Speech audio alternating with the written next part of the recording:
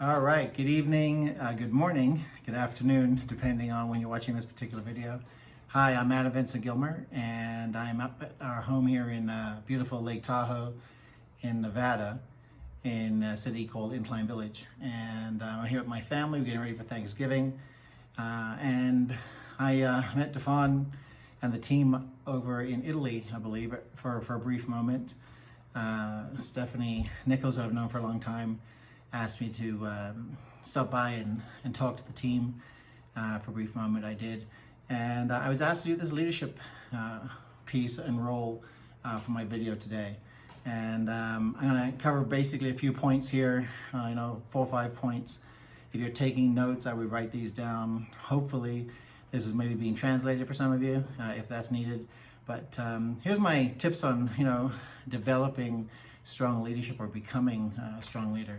The first thing is strong communication, and strong communication really starts with oneself. And what I'm talking about strong communication is, if you're going to be put yourself on a success path, you want to have your team or the sales organization you're developing follow along on a path. And by doing so, having strong communication is really important in the business, because that'll help you develop amazing skills, and also help new leaders be pulled up inside your sales organization. The second thing is honesty. I think honesty is the best policy.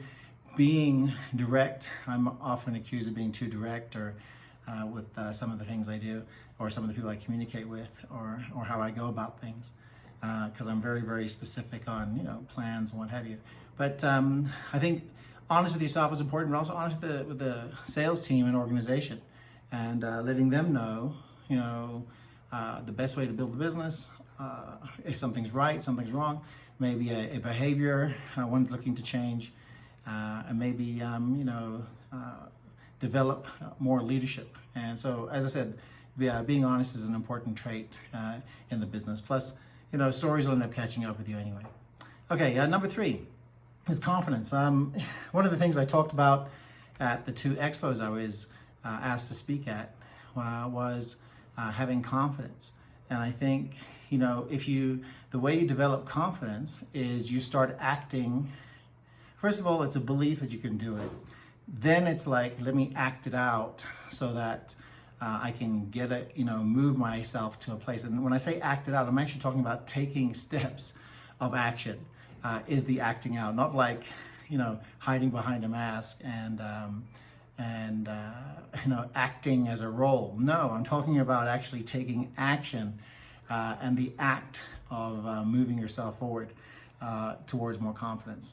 All right, I think you gotta be passionate about the business. Number 4, when you're developing passion, and you have something that's really important to you, like one of the goals and things I set for myself was having the ability to have a worldwide sales team and organization. And I got passionate not only about traveling, but taking my family with me to the different countries, and not only capturing the culture, but also then having a feel, for what's happening in the local environment or the local country, and getting passionate about being able to build a business globally. That became one of my big dreams and goals, and I went out and did it.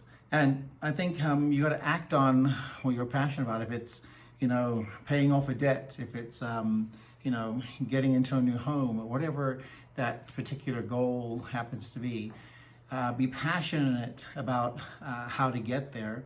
And this is how I've used Jeunesse, the company, as a way for me to be passionate about building not only an income, but a team that's allowed us to live out certain other passions that we've written down or put in our journals. And I'll show my journal here at the very end. Okay, number 5 is being goal-oriented. For those who maybe I've got a free training. It's on Instagram, it's on Facebook, it's also available on YouTube. And here's why I give everything away free, because not only till somebody has a plan of action, you can hear the information, but if you don't put it into action, nothing's going to take place. And having goals is very, very important. I have 60-month goals, which are 5-year goals. Then if you back that up, I've got annual goals followed by monthly goals. And you know, we're closing out this month now. We're on the backside of the month, as you're probably watching this video, and we're moving down towards going into December, right? So, you know, I look at everything and I'm like, okay, you know, what goals and dreams do you have? Do you have short, intermediate goals for the business? Do you have, you know, some long-term goals? Some of you might want to reach out and become a diamond director, or rank advance from where you are, moving up from associate, you know, doing jade, pearl, and sapphire, and moving through the process. And if that's your goal, you want to write them out, and you want to set to them a timeline for it to be accomplished. Every leader knows, you know, leadership. Somebody sets a goal, or they give their word. Their word's their bond, and a date and time is set in place, or set in motion, or set in stone. And you want to have the same thing when you set your goals and dreams inside Jeunesse in order to accomplish what you want to accomplish. And then how you want to rank advance through the different ranks. And as you rank advance through the different ranks, understand what it takes to get there, and turn around and start helping others, giving others a hand up, because that makes a big difference.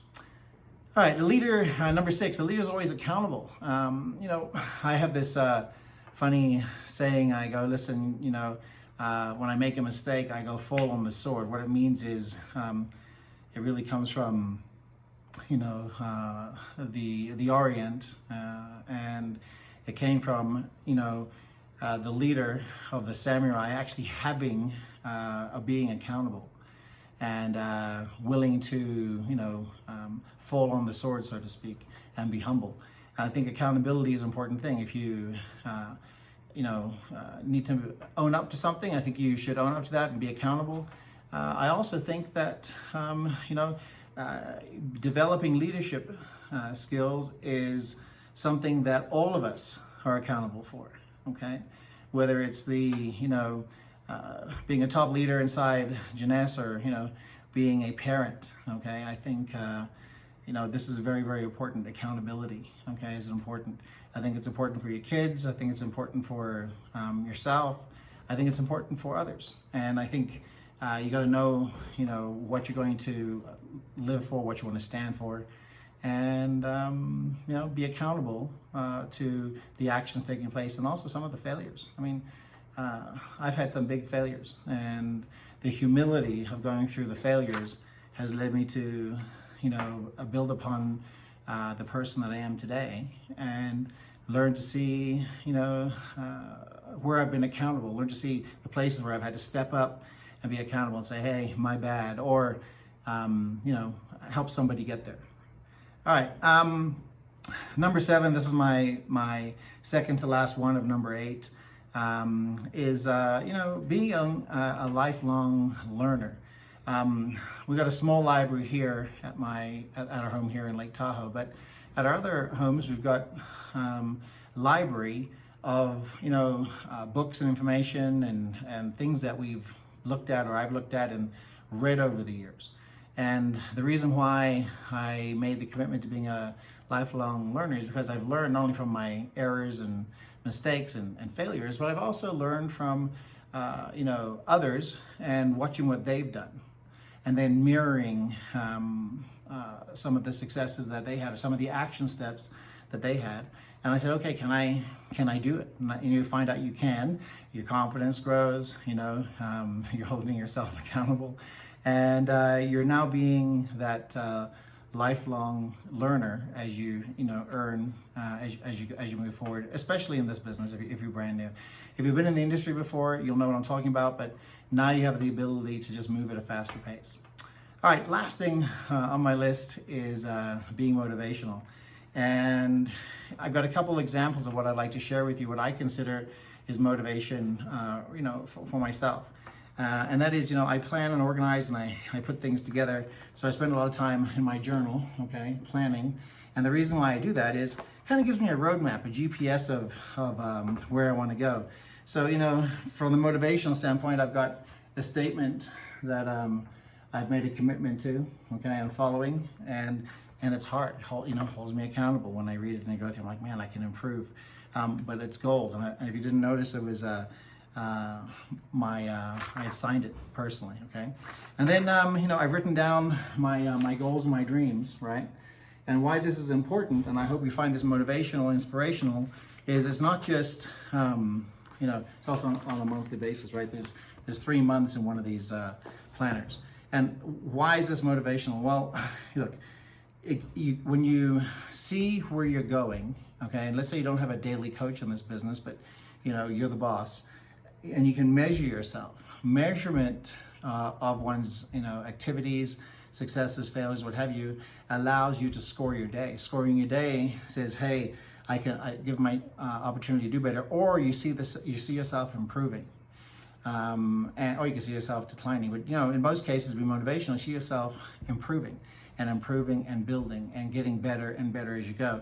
And I think the biggest challenge that most people face today is one, being coachable, teachable, and then actually willing to go out and take the actions. And I think that's the biggest challenge. So from a motivational standpoint and a leadership standpoint, if you don't have a small library, I would start out with a small library. I'll just give you 3 quick books I think are important. 1, Think and Grow Rich by Napoleon Hill. Number 2, Rich Dad, Poor Dad. And I think the third one I would say would be, let me see, either a Rich Man's Secret or The Greatest Salesman in the World. Either one of those for number 3 would be great, and put you on the track to saying how to stay motivated, what kind of goals and intentions to put together to be motivated, and then how to turn that motivation into inspiration so that somebody else sees the fruit of your labor taking place, but sees the small little corrections in your habits that you've made over time. And by doing so, your business grows, your story grows, and you end up at an entirely different place because you've been focused on making sure that the information that you're taking in not only motivated you towards making your dreams and goals happen, but then turned around and became inspirational to, hey, here's what I've done, here's how I did it, you can do it too, and here's the best part, let's go make it happen. I didn't say just you go make it happen, I said let's, which is us. The team, the energy, the efforts that are taking place here. Let's go make some incredible things happen. So with that, listen, I'm gonna save some time here, about 2 minutes.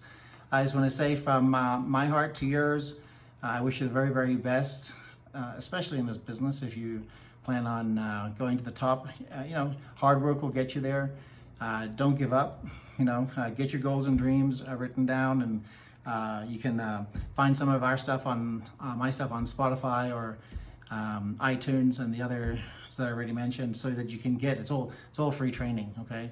And give it away. So with that, from my heart to yours, and from my family to your family, say take care, God bless, and hopefully we get to see each other soon after this COVID period is done. Thank you. Take care.